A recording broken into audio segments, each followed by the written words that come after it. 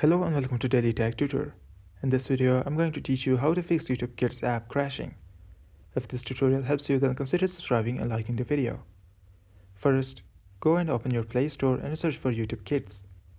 Make sure your app is completely up to date. Now go back to your YouTube Kids app and then tap and hold it. Tap on More Info option. Now tap on the Storage option. Tap on Clear Cache and then open your YouTube Kids app to see if it fixed your issue.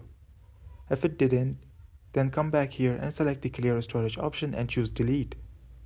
Now go back and choose Permissions option and make sure all permissions are given to YouTube Kids. Crashes mostly happen due to no access to stuff the app needs.